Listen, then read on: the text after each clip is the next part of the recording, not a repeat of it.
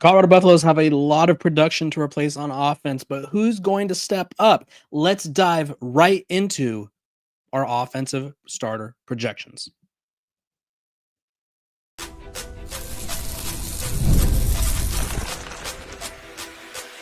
You are Locked On Buffs, your daily podcast on the Colorado Buffaloes, part of the Locked On Podcast Network, your team every day. Welcome to Locked On Buffs. Happy Wednesday, everybody. Today's episode is brought to you by FanDuel. Right now, new customers, you can get $200 in bonus bets when your first $5 bet wins over at FanDuel.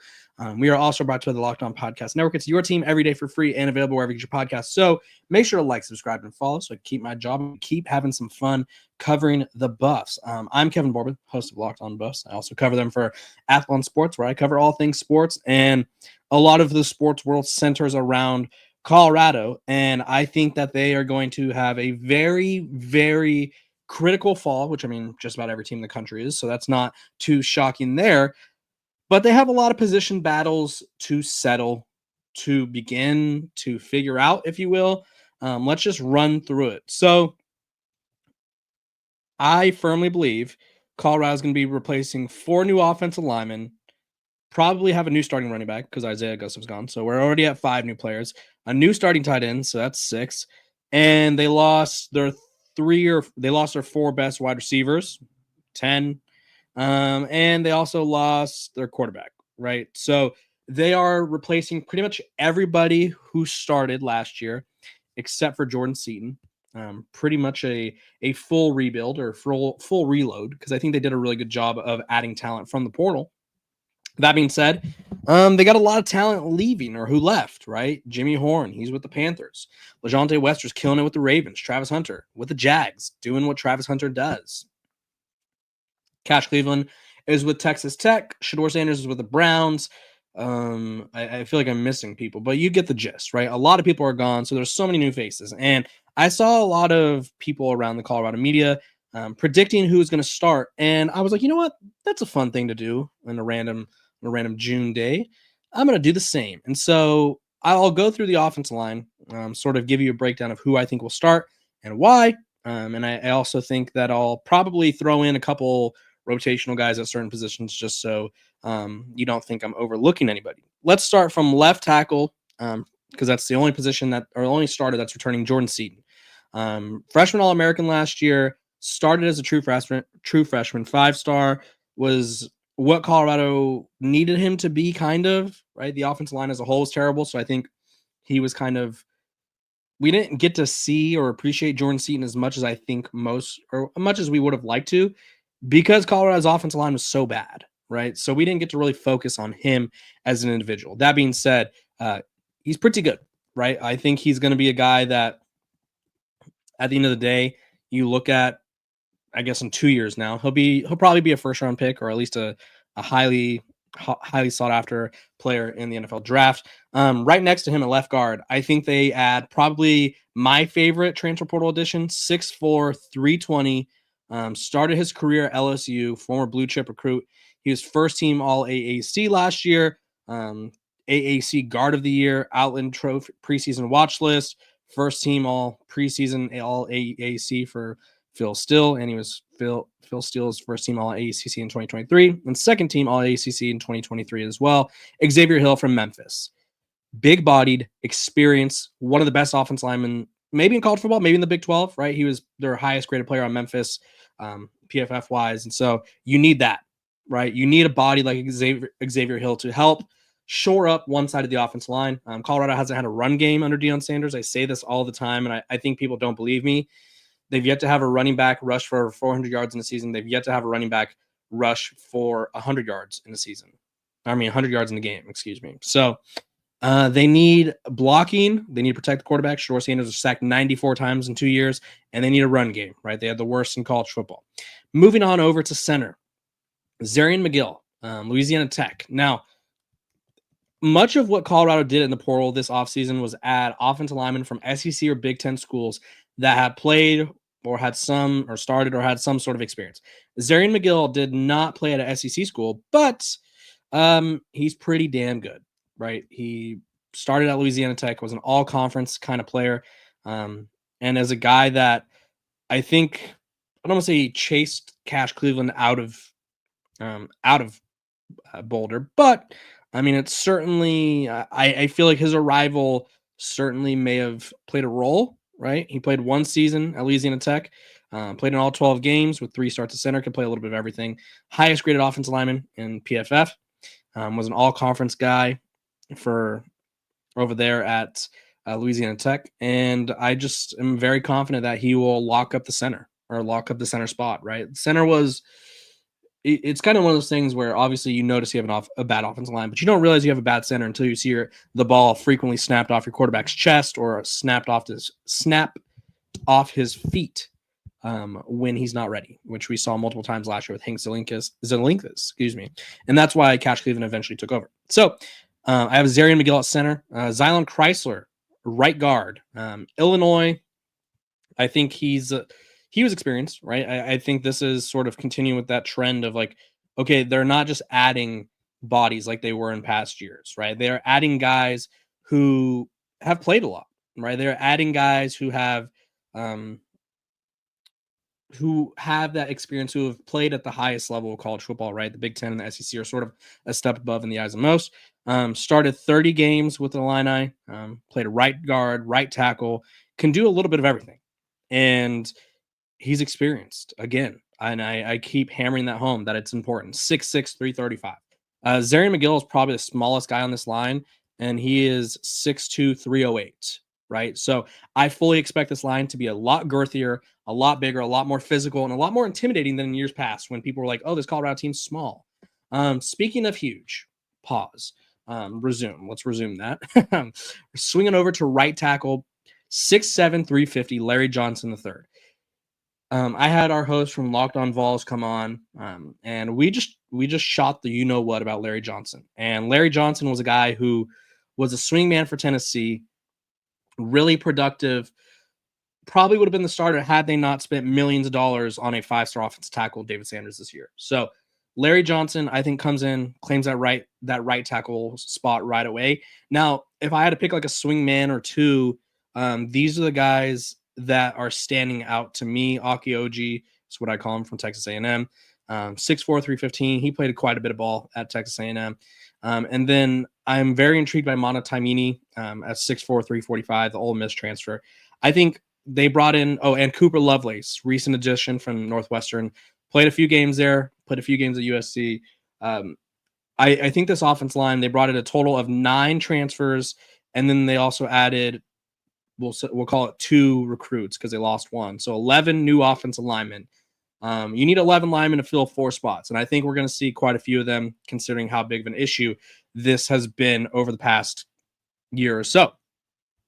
Let's go to wide receiver. Now, I think this is where people are going to disagree with me the most.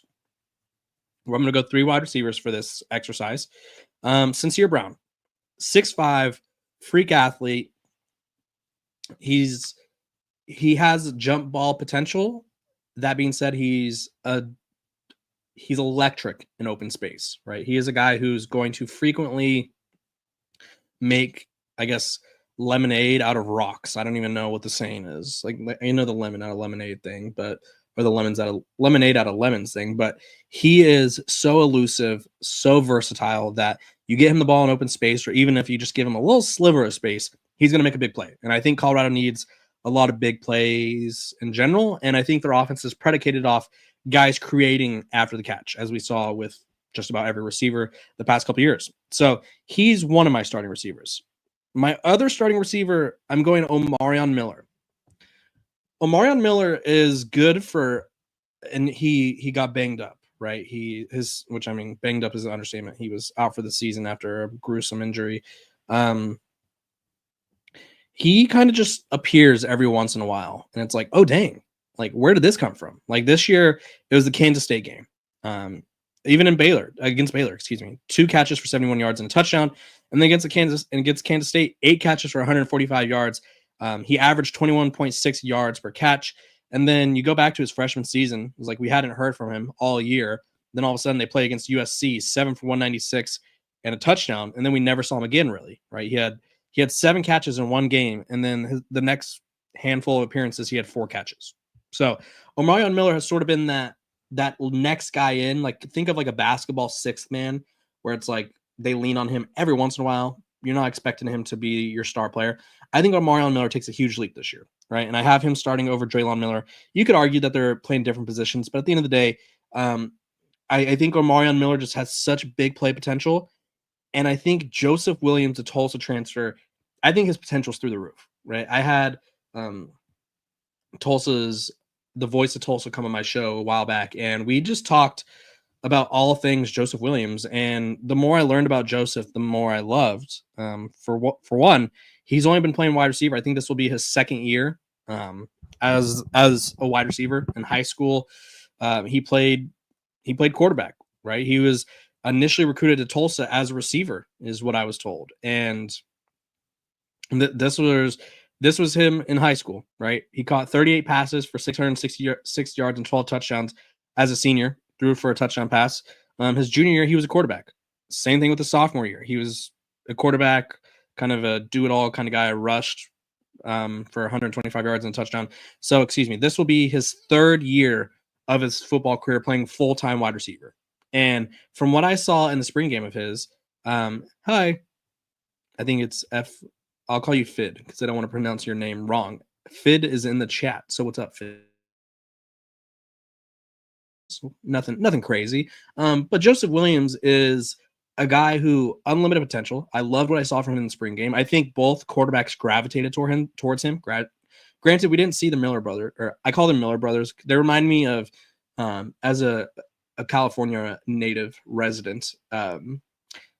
Growing up, we had the Smith brothers, and it was Alden Smith and Justin Smith, not brothers, but same last name, right? So I always call them the Miller brothers out of just repetition, I guess, because that's what they did with my 49ers. And so the Miller guys, the Miller dudes, the Miller duo, we didn't see them. I don't think one of them didn't play, and I don't think we saw much from Draylon. I think Omarion didn't play, or maybe it was the other way around. Either way, Joseph Williams was clearly the favorite target for both quarterbacks in the spring game, and I just love what he brings to the table as a jump ball catcher, as someone who can make plays at all times. So Joseph Williams is my third wide receiver for the Buffs. I think Draylon Miller will be that next guy in. Realistically, I think they're gonna not lean on the 4 to 5 wide receiver sets as much as they have, but I'm not saying Draylon Miller won't be playing. I just don't think he's going to be a starter, at least right away. And granted, football is one of those sports where you have a starting lineup week 1, and there's going to be like 5 different stars by the end of the year, whether it's injuries or guys not mixing in. Also look for Hakeem Williams, the Florida State transfer, to make an impact. Maybe Jack Costera gets back in there, former Colorado player who transferred to, I think it was Charlotte and Utah State, and now he's back at Colorado. And then look for true freshmen like Quentin Gibson to make an impact as well. So they have a lot of wide receiver options. But at the end of the day, they've only proven, and I think this is where people get a little confused, right? And I mean, by all means, this could be different this year.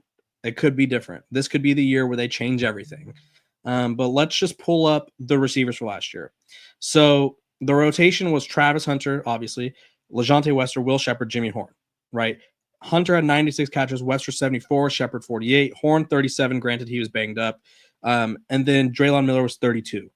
After that, it was Omarion Miller at 10, Dallin Hayden at 7, Isaiah Gus of 11. So the receivers, realistically, you're going with a solid 4-man rotation with a possible 5th, right? So there's all of these guys who, I don't know. It's like all these guys are talented, yes, but there's not room for all these guys, right? There's just not. I think it's one of those things where may the best man win.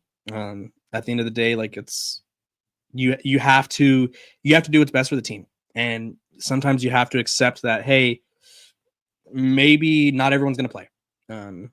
It's just one of those things. You can't count on. I'll put it this way, because I feel like I'm not trying to make it sound like I'm making up an excuse for why I don't think Pat Shurmur's going to do it. But we have seen over the past couple of years, I mean, with Pat Shurmur and with Sean Lewis, because I'll go to the Sean Lewis year too, they don't rely on that many guys. With Sean Lewis, it was Xavier Weaver, 68 catches, Travis, 57 catches, Jimmy, 58, Dylan Edwards, 36, Mikey Harrison, 31, right? So this group, they had the next wide receivers were Omarion Miller, 11, and Javon Antonio, 17, right? So they are not going that deep, right? So you're really battling to be a top 5 receiver on a roster. And if you're that 5th guy, you are not like a main guy. You are going to get some snaps for sure. But again, not as much as people think. We'll just put it that way. In terms of, I got a question in the chat here. Who I got in the slot? My 3 receivers, I had Draylon, I had Omarion, Joseph, and Sincere. I think Sincere Brown is so athletic. You could probably move him there. I think you could interchange these guys, honestly. Joseph Williams is definitely like a boundary guy, I think, in my opinion. But I think Sincere Brown is a guy who I think played quite well when given the opportunity in the slot. So I'll pull up his numbers right now in terms of snaps, because that's what people want to know. So let's see. This was his snap distribution for Sincere Brown, the Campbell transfer who started his career at USF. He played 27 snaps in the slot, 372 out wide. I guess he's not really like your prototypical slot, so that's where it gets a little confusing. I maybe Omarion Miller. I don't know. It's the hard thing here. Realistically, you rotate him. Maybe Draylon Miller. Maybe he gets the nod because they don't have like a designated slot guy in the group I gave. But I think you can move these guys all over, right? Sincere didn't play I thought he played more snaps. I'll be a little up forward there, but I thought he played more snaps in the slot. But I think he's just so dynamic that getting him the ball in open space is too hard to turn down. Tight end, Zach Atkins. I've had him on the show multiple times. Great guy. I think he had 1 catch in the spring game for like 20-something yards. It was a nice yards after contact catch too. Stiff arms a guy into the sideline. I think he's got it pretty much locked up there. And I think realistically, you'll look for one of the freshmen tight ends to step in behind him. And then running back. This is another position where I think it gets complicated. Dallin Hayden got the bulk of the carries during the spring game. Isaiah Augusta has left the team. Micah Welch, I think, was the best running back last year, but was banged up. And then DeKalen Taylor, a little bit undersized, comes from Incarnate Word. I think if I'm picking the starter right now, I'm going Micah Welch. I think he did the most with a poor offensive line that we saw last year. I think he was, when healthy, he was the best, I think. His numbers may not back that up, but I think using the eye test and a combination of the numbers, I think had he not been banged up, I really liked what I saw from him. I think Dallin Hayden, if you told me like, hey, Dallin Hayden gets a start, I wouldn't be shocked. But I think it's going to be Michael Welch or Dallin Hayden. And I also expect Coach Prime to give his guy, we all know who his guy is, some carries as well. Moving on to the most important position in the game, in the sport. It is in the game, I guess. We got to go quarterback now. Now, I think a lot of people are going to disagree with this overall take, and I just realized my background has been incorrect this whole time, so that's great. I think people, when they talk about quarterbacks, especially in a quarterback situation like Colorado's, they look at what the Buffs have. And what the Buffs have is a 5-star quarterback and one of the top transfer quarterbacks in the country who was a Conference USA MVP and a guy who plays or has played a lot of college football, right? I think people look too much into rankings, and don't look into what the team needs or even what we saw in the spring game. There we go. Now we're updated. Offensive starters. Welcome to the show, I guess. In the spring game, I thought the offense moved better with Caden Salter. I thought Julian Lewis, although he has a great arm, maybe we'll probably have one of the best arms in college football when it's all said and done. I just think the offense moved better with Caden Salter. I like that he could use his legs. He didn't get to use his legs in the spring game, so I think that took away part of the special element that he brings to the table. He's probably the best dual threat quarterback in college football, or at least top 5, right?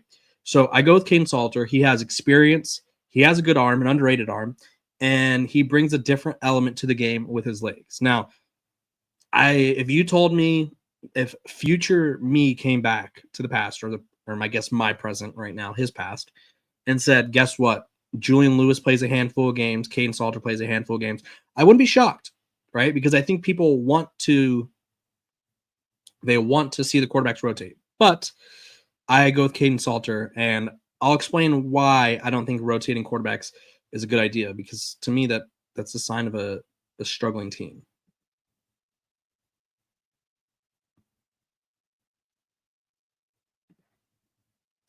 Welcome back to Locked On Buffs. Appreciate you guys for tuning in every single day. This episode is brought to you by FanDuel. The NBA playoffs are in full swing, and every night delivers highlight-worthy performances, major momentum shifts, and can't-miss moments, whether it's a game-winning shot or a breakout player. There's never been a better time to get in on the action. FanDuel makes it easy to stay in the game before tip-off and live with player props, performance trends, and same-game parlays. Fans have way more ways to win big and play smart. Which players are showing up in the biggest moments? I got to go with Tyrese Halliburton or Shea, right? I feel like they're both a walking triple-double. With the NBA Finals starting tomorrow, you got to ride with one of those guys, I would say. I'm giving Shea the edge, by the way. New to FanDuel, it's the perfect time to sign up. Head to FanDuel.com and place your first $5 bet. If it wins, you'll get $200 in bonus bets.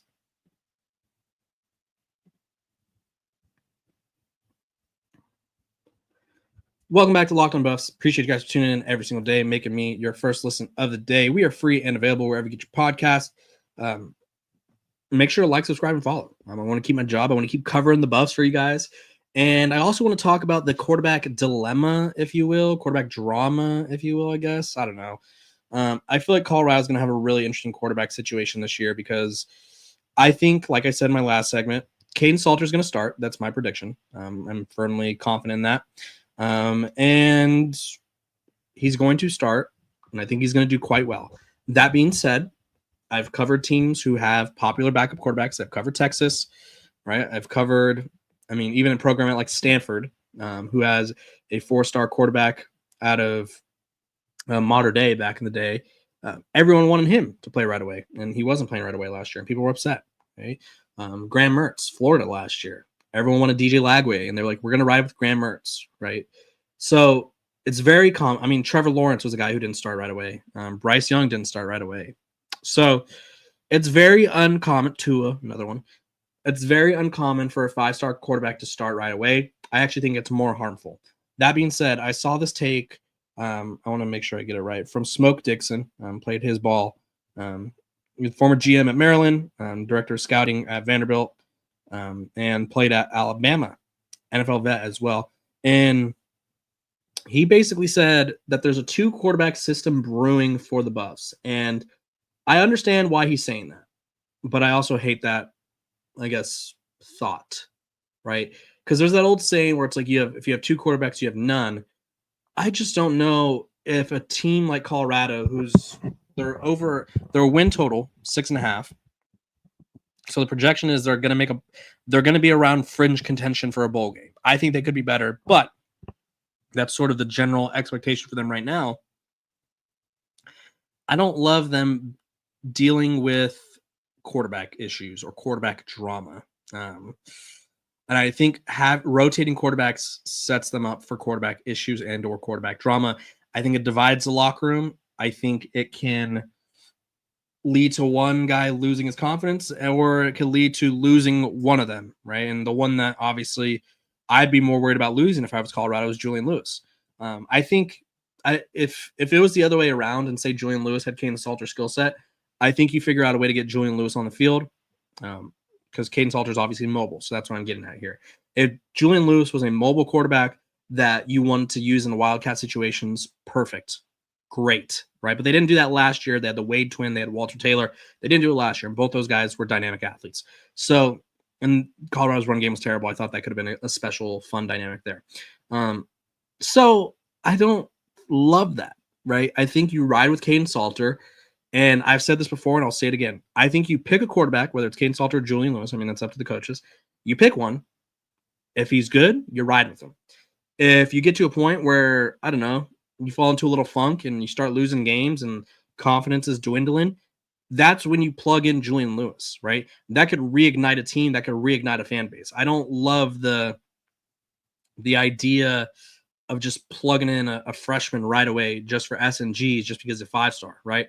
Arch Manning sat for 2 years, right? Arch Manning is probably the most famous recruit we've ever had in our lifetime. And he sat for 2 years, right? Trevor Lawrence was a generational prospect, sat, didn't start right away, right? There's so many names of recruits who are more highly rated than Julian Lewis, and they've sat. So I don't think it hurts Julian Lewis. I would like to see him learn from Caden Salter. I think Caden Salter is a really good quarterback. And again, I'm not saying I don't want to see Julian Lewis at all, but if Caden Salter has got it handled, what's the point of rotating Julian Lewis in? Get him experience when you can, right? Get up big on bad teams or something. I don't know. Play him against Delaware. But playing him just to play him, don't love that. In terms of, he's got a red shirt. Why not use it? I think it's a complicated situation. It's complex. I don't love a 2-quarterback system. I think it only leads to more drama and discourse around the fan base and the team itself that really no one needs. So let's just call it what it is. When we come back, I'm going to quickly predict the specialists. Who starts for what for the Buffs?